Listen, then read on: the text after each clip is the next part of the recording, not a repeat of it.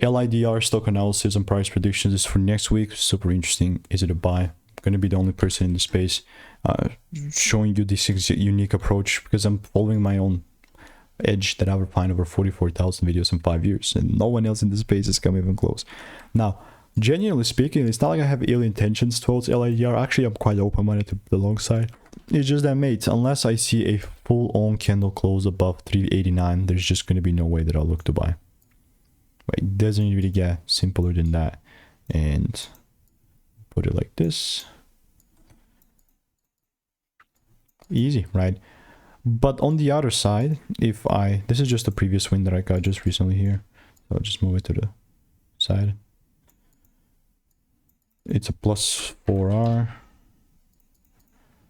Turned out to be great. But on the other side, if we break this structure lower to beneath 264, then I'm just going to give up on this long side. So it really just either breaks this top or this bottom.